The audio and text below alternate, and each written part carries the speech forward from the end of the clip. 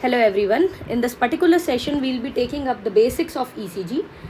Keeping in mind that at the end of this discussion, we are able to answer few questions like why the P wave is positive, Q wave negative क्यों है और P wave का amplitude R wave से कम क्यों है. ऐसे बहुत सारे क्वेश्चंस हैं जो अभी हम आंसर करेंगे और धीरे धीरे आप ये पाओगे कि आप इन क्वेश्चंस के आंसर खुद ढूंढ रहे हो.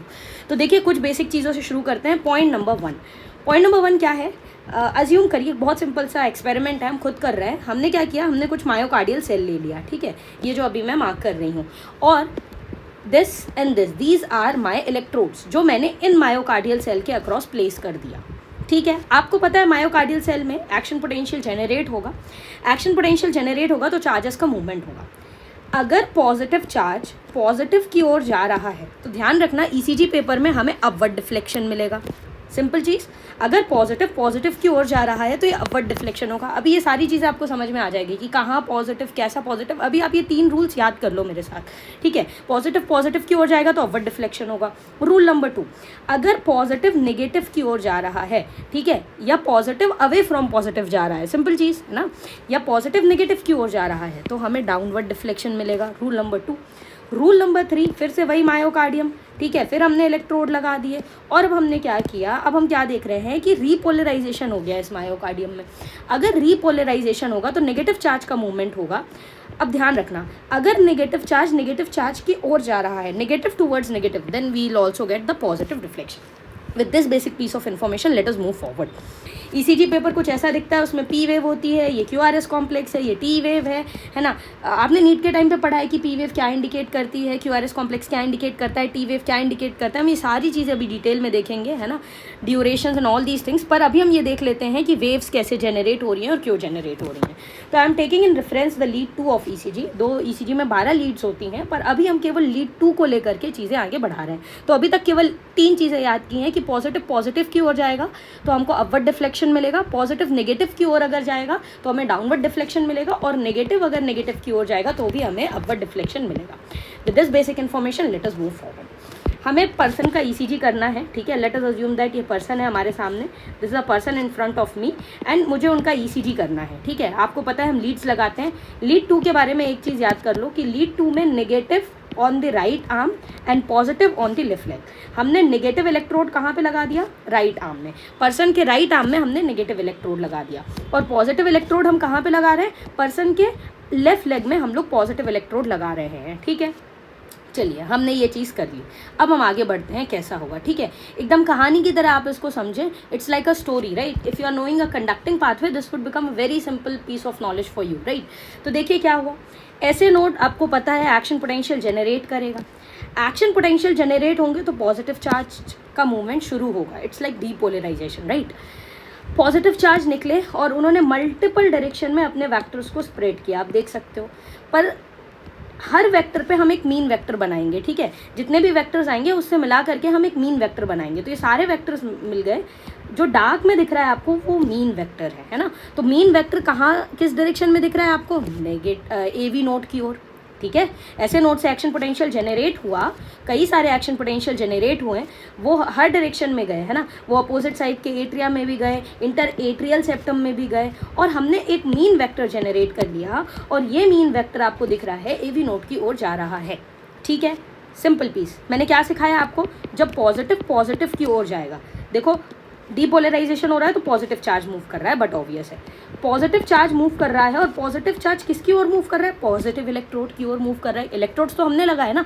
तो अगर पॉजिटिव की ओर मूव करेगा तो कैसा डिफ्लेक्शन मिलेगा, मैंने आपको बताया है पॉजिटिव डिफ्लेक्शन मिलेगा, और इस छोटे से पॉजिटिव डिफ्लेक्शन को हम बोल देते हैं P wave, and that is the reason why the P wave is positive. Simple. ठीक है, तो पी वेव क्या इंडिकेट कर रही है, एट्रियल डीपोलराइजेशन को इंडिकेट कर रही है. देखिए पी वेव में भी 2 पार्ट होते हैं, एक आधा वाला हिस्सा ये और एक आधा वाला हिस्सा ये.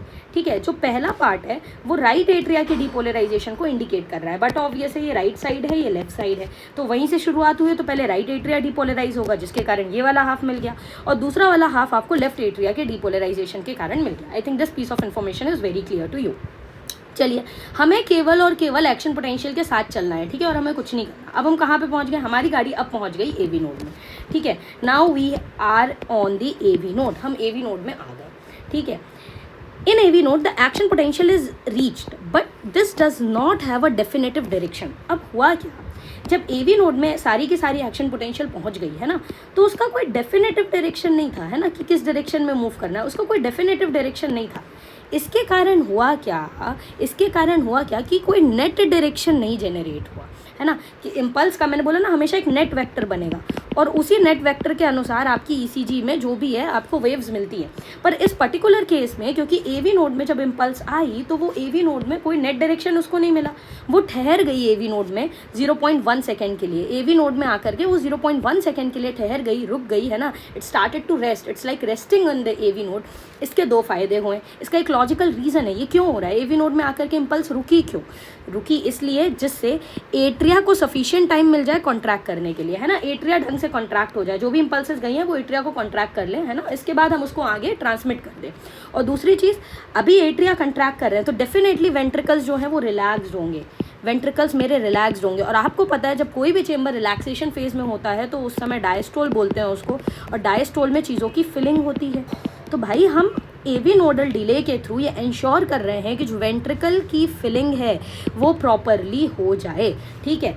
अब यहाँ पे कोई नेट डायरेक्शन मूवमेंट का नहीं है, मुझे बस एक रूल याद है, पॉजिटिव पॉजिटिव की ओर तो ऊपर डिफ्लेक्शन होगा, अगर नेगेटिव पॉजिटिव नेगेटिव की ओर होगा तो नीचे डिफ्लेक्शन होगा, और नेगेटिव नेगेटिव की ओर होगा तो पॉजिटिव डिफ्लेक्शन होगा। बस मुझे इतना रूल याद है, ठीक है, बस इसके साथ आप पूरी वेव्स को प्लॉट कर सकते हो। पर यहाँ पे क्या बोल रही हूँ मैं कि कोई डायरेक्शन ही नहीं है वेव का, है ना, there is no net direction. इसके कारण आपको एक सीधी लाइन मिलती है, उसको आइसोइलेक्ट्रिक लाइन बोल देते हैं, और ये लाइन यहाँ पे हमने ऐसी दिखा रखी है। इस लाइन को हम बोलते हैं PR सेगमेंट, ठीक है। अगर कभी पूछ ले कि ये क्या क्या इंडिकेट कर रहा है, basically it is indicating the time taken by the impulse from atria to the upper part of bundle of His. आपको पता है कंडक्टिंग पाथवे में बंडल ऑफ हिस आएंगे इसके बाद, ठीक है, इसके बाद बंडल ऑफ हिस आएंगे राइट एंड लेफ्ट। तो वो टाइम जो इम्पल्स को लगा कहाँ से कहाँ तक आने में, एट्रिया से लेकर के बंडल ऑफ हिस के अपर पार्ट तक आने में, वही क्या वो कौन इंडिकेट कर रहा है, PR सेगमेंट आपका, ठीक है। I think this is very clear to you, ठीक है। चलिए आगे बढ़ते हैं। अगेन मैंने बोला ना आपको वेव्स के साथ चलना है बस, ठीक है। अब हुआ क्या, ये इम्पल्स कहाँ पे पहुँच गई, एवी नोड में पहुँच चुकी हैं। अब बंडल ऑफ हिस में हमें चीज़ों को पहुँचानी है। देखिए ये लिख रहे हैं कि both right and left bundle of His receive the action potential. Action potential right और लेफ्ट दोनों बंडल ऑफ हिस में गया, ठीक है। पर मज़ेदार बात क्या है, left bundle of His depolarises the septum. भाई अब मेरे को सेप्टम को डीपोलराइज करना है ना, मैंने आप देखो मेरे को हार्ट के किस किस पार्ट को डीपोलराइज करना है, बेसिकली मैंने एट्रिया को कर लिया, मुझे वेंट्रिकल को डीपोलराइज करना है, मुझे हार्ट के बेस को डीपोलराइज करना है, मुझे सेप्टम को डीपोलराइज करना है, और मुझे एपेक्स को डीपोलराइज करना है। जिस समय मैंने ये चीज़ें डीपोलराइज कर दी, मैंने हार्ट के सारे पार्ट्स को डीपोलराइज कर दिया, and that is what I want, right, वही मेरे को चाहिए। तो यहाँ पे अब क्या होता है, राइट और लेफ्ट दोनों बंडल ऑफ हिस में एक्शन पोटेंशियल गया, है ना, पर सेप्टम को डीपोलराइज करने में किसका ज़्यादा कंट्रीब्यूशन है, लेफ्ट बंडल ऑफ हिस का, ठीक है। फिर से नेट वेक्टर प्लॉट करो, मैंने बोला ना वेव चाहिए ईसीजी में तो केवल नेट वेक्टर पे ध्यान देना है। अगर आप ध्यान से देखो यहाँ पे तो नेट वेक्टर का डायरेक्शन समवॉट ऐसा होगा, है ना, क्योंकि सेप्टम का डीपोलराइजेशन इसी डायरेक्शन में हो रहा है, जो पर्पल एरोज मैंने यहाँ पे शो कर रखे हैं। तो नेट वेक्टर का डायरेक्शन क्या है, अपवर्ड्स है, पॉजिटिव चार्ज होगा ये, ठीक है। अब देखो पॉजिटिव नेगेटिव की ओर जा रहा है, ये इलेक्ट्रोड लगा रखे हैं हमने, इलेक्ट्रोड्स तो लगे हुए हैं ना, इलेक्ट्रोड्स तो कंटिन्यूसली लगा ही हुआ है, ठीक है। तो रूल केवल वो 3 रूल में से फिर से एक रूल लग जाएगा। रूल क्या था, यहाँ पे रूल लग रहा है पॉजिटिव टूवर्ड्स द नेगेटिव। अगर पॉजिटिव नेगेटिव की ओर जाएगा तो कैसा डिफ्लेक्शन मिलेगा, तो हमें मिलेगा डाउनवर्ड डिफ्लेक्शन, और उसी के कारण हमें ईसीजी में क्यू वेव मिलती है, राइट, हमें क्यू वेव मिलती है। तो क्यू वेव ईसीजी में क्या इंडिकेट कर रही है, सेप्टल डीपोलराइजेशन, सेप्टम का डीपोलराइजेशन को इंडिकेट कर रही है क्यू वेव। पी वेव क्या इंडिकेट कर रही है, एट्रियल डीपोलराइजेशन। PR सेगमेंट क्या इंडिकेट कर रहा है, एवी नोडल डिले से लेकर के वो टाइम जो इम्पल्स को लगा एट्रिया से लेकर के बंडल ऑफ हिस के अपर पार्ट तक आने में। और फिर मैंने तीसरी चीज़ आपको ये बताई कि क्यू वेव क्यों मिली, सेप्टल डीपोलराइजेशन के कारण, ठीक है। कैसी वेव होगी, नेगेटिव होगी। क्यों नेगेटिव है, केवल वो 3 रूल्स याद रखना और कुछ भी नहीं याद रखना। चलिए आगे बढ़ते हैं। Now the action potential travels down to the interventricular septum. भाई आपने सेप्टम को ऑलमोस्ट डिपोलराइज करना चालू कर दिया, धीरे धीरे और नीचे की ओर इंटर वेंट्रिकुलर सेप्टम में नीचे आने लगती है इम्पल्सेस, ठीक है। और ये हार्ट के किस हिस्से में आ गई, एपेक्स ऑफ हार्ट में, राइट। आई टोल्ड यू ना हमें क्या क्या डिपोलराइज करना है, एट्रिया, वेंट्रिकल, बेस, एपेक्स और सेप्टम। सेप्टम हो चुका है, एट्रिया हो चुका है ऑलमोस्ट, अब हम एपेक्स को डिपोलराइज करने जा रहे हैं। तो एक्शन पोटेंशियल नीचे आएगा जिससे एपेक्स को हम डिपोलराइज करें, है ना। और एपेक्स को डिपोलराइज करने के बाद हम बेस को डिपोलराइज करेंगे, ठीक है। अभी समझ में आया तो वेल एंड गुड, नहीं समझ में आया तो apex is this part of the heart, right. तो अब हम इसको डिपोलराइज करना चाह रहे हैं। देखिए एक और चीज़ समझिए, this is the basic physiology knowledge that you already have, कि डिपोलराइजेशन का जो डायरेक्शन होता है वो हमेशा एंडो से एपिकार्डियम की ओर होता है। देखिए हार्ट की लेयर्स होती हैं, है ना, हमें पता है सबकी सबसे जो इनर मोस्ट लेयर है उसको हम लोग एंडोकार्डियम बोल देते हैं।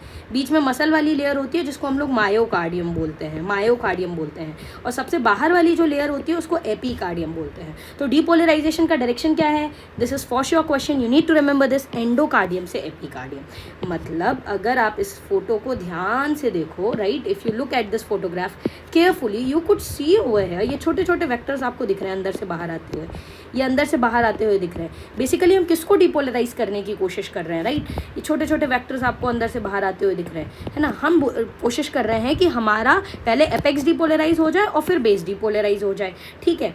अंदर से बाहर की ओर आ रहा है मतलब एंडोकार्डियम से एपिकार्डियम जा रहे हैं। मैंने बोला नेट वेक्टर बनाना है हमेशा, है ना। तो लेफ्ट साइड के कारण जो नेट वेक्टर है वो थोड़ा सा स्ट्रॉन्ग होगा, क्योंकि पता है तुमको लेफ्ट वेंट्रिकल का मसल मास बहुत ज़्यादा होता है। राइट वेंट्रिकल का वेक्टर कंपैरेटिवली थोड़ा सा छोटा है, पर कोई दिक्कत नहीं है, हमें तो नेट वेक्टर से मतलब है। अब नेट वेक्टर देखो किस डायरेक्शन में, पॉजिटिव इलेक्ट्रोड की ओर। मैंने बोला ना वही 3 piece of information, positive towards the positive. और ये वेक्टर कितना बड़ा है, कितना स्ट्रॉन्ग है, क्योंकि एलवी का मास बहुत ज़्यादा है। Hence, left ventricular vector is stronger. I've told you, positive towards a positive जा रहा है तो एक पॉजिटिव वेव मिलेगी, और इस पॉजिटिव वेव का एम्पलीट्यूड बहुत ज़्यादा होगा। इस वेव को हम आर वेव बोल देते हैं। ये जो आपको वेव दिख रही है, तो आर वेव किसको इंडिकेट कर रही है, कि basically it is indicating that I would rather से दी आपका एपेक्स और बेस का डिपोलराइजेशन को ये इंडिकेट कर रही है, right. So this has to be also known, ठीक है। Now moving forward, what you need to remember, ठीक है, आगे बढ़ते हैं, ठीक है। तो अभी हमने पहले तो देखो, पहले एपेक्स डिपोलराइज होगा, ध्यान रखना है ना, ये पहले एपेक्स डिपोलराइज होगा, ठीक है। अब आगे बढ़ते हैं धीरे धीरे, अब हम बेस को भी थोड़ा थोड़ा डिपोलराइज करते हैं, ठीक है। इम्पल्स अब ऊपर जाने लगेंगी, ठीक है ना। Action potential travels to the base of the heart. अब हम बेस पे जाने लगेंगे, दिस पार्ट इज एपेक्स, है ना। अब हम बेस में जाने लगेंगे, this is called as basal depolarization. इस फिनोमिना को बोलते हैं बेसल डिपोलराइजेशन। पहले हमने एसए नोड से चालू किया, फिर हम एवी नोड में आए, फिर हम लोग बंडल ऑफ हिस में आए, फिर मैंने आपको बोला कि एपेक्स को डिपोलराइज कर दो। एपेक्स को डिपोलराइज करने के बाद बेस को डिपोलराइज करो, और इसको बोलते हैं बेसल डिपोलराइजेशन। देखिए बेसल डिपोलराइजेशन का डायरेक्शन देखो, ये छोटे छोटे पॉजिटिव चार्जेस आपको दिख रहे हैं, क्या आपको दिख रहे हैं। तो डायरेक्शन क्या है वेक्टर का, ऐसा। अब पॉजिटिव चार्ज किसकी ओर जा रहे हैं, नेगेटिव की ओर जा रहे हैं। मैंने बोला पॉजिटिव नेगेटिव की ओर जाएगा तो कैसा डिफ्लेक्शन मिलेगा, नेगेटिव डिफ्लेक्शन मिलेगा, और इस नेगेटिव डिफ्लेक्शन के कारण आपको एक छोटी सी एस वेव मिलती है। So you could clearly see in this diagram, this is my S wave. So why do we get S wave in ECG, because of basal depolarization. You can not afford to forget this word. Why, देखो हमने बचपन में पढ़ा था कि ये QRS complex पूरा का पूरा वेंट्रिकुलर रिपोलराइजेशन को इंडिकेट करता है, पर वेंट्रिकल के पार्ट्स का रिपोलराइजेशन स्पेसिफिकली आपको पता होना चाहिए कि ये जो क्यू वेव है ये सेप्टल डिपोलराइजेशन को इंडिकेट कर रहा है। ये जो आर वेव है आपकी, ये आपका, अगर मैं सिंपल लैंग्वेज में बोलूँ, एपेक्स के डिपोलराइजेशन को इंडिकेट कर रहा है। और ये जो एस वेव है, it is indicating the depolarization of what, it is indicating the depolarization of base, right, base of the heart. Overall QRS complex ventricular depolarization को इंडिकेट करते हैं। This is very simple piece of information. Now moving forward, आगे बढ़ते हैं। अब सोचो पूरा का पूरा वेंट्रिकल ही डिपोलराइज हो चुका होगा अब स्टेज तक। भाई यही चीज़ें थी जो हमें डिपोलराइज करनी थी, और हमने सारी चीज़ें डिपोलराइज कर दी। अगर पूरा का पूरा वेंट्रिकल डिपोलराइज हो चुका है, it is all filled with positive charge, है ना। डिपोलराइज हो गया मतलब कि कोई भी चीज़ नीट से ही आपने पढ़ा है कि पूरा का पूरा पॉजिटिव चार्ज से भर चुका है। और डिपोलराइजेशन के बाद अगली स्टेप होती है रीपोलराइजेशन। अब मैं एक और चीज़ बताऊँ, डीपोलराइजेशन का डायरेक्शन होता है एंडो से एपी, ठीक है, यानी अंदर से बाहर, जबकि रीपोलराइजेशन जो होता है ना उसका डायरेक्शन होता है एपी से एंडो, ठीक है। अब हम रीपोलराइजेशन करेंगे, बट बिफोर दैट अभी पूरा का पूरा चार्ज स्टैग्नेंटली पड़ा हुआ है आपके वेंट्रिकल्स में। स्टैगनेंटली पड़ा हुआ है चार्जेस का नो नेट मूवमेंट। मैंने हमेशा बोला है जब चार्जेस का कोई नेट मूवमेंट नहीं मिले तो आइसोइलेक्ट्रिक लाइन बना दो, एक सीधी लाइन बना दो। और जब यहाँ पे चार्जेस का कोई नेट मूवमेंट नहीं हो रहा है, जो सीधी लाइन हमें मिलती है उसको हम लोग एसटी सेगमेंट बोल देते हैं। तो ये जो ईसीजी में आपको मिल रही है ये एसटी सेगमेंट मिल रही है। एसटी सेगमेंट क्यों मिली हमें? क्योंकि पूरा का पूरा वेंट्रिकल डीपोलराइज हो चुका है, चार्जेस का कोई नेट मूवमेंट नहीं हो रहा है। मूविंग फॉरवर्ड, अब हमें रिपोलराइजेशन की शुरुआत कर देनी है।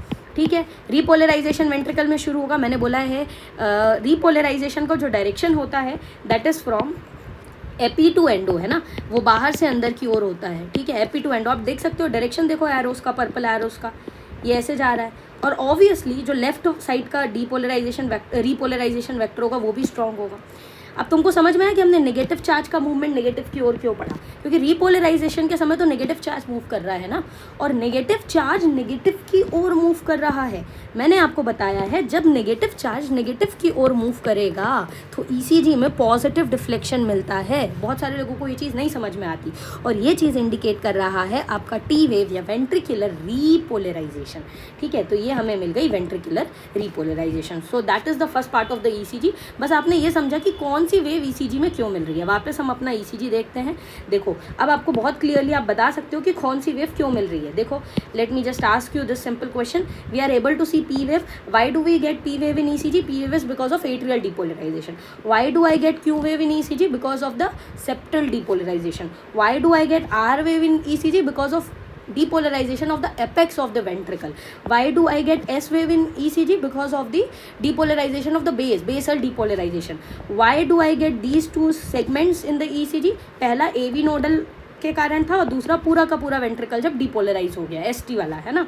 टी वेव क्यों मिली ईसीजी में? टी वेव का प्रिंसिपल रीजन था वेंट्रिकुलर रिपोलराइजेशन। इतनी चीज़ें सीखने के बाद और अब हमें ये भी समझ में आ गई कि कोई वेव पॉजिटिव क्यों आ रही है ईसीजी में और कोई वेव नेगेटिव क्यों आ रही है। देखिए, ईसीजी पढ़ने में हमें 2 से 3 क्लासेस देनी पड़ेगी, इसके बाद आप ईसीजी का एटलीस्ट बेसिक सीख जाओगे।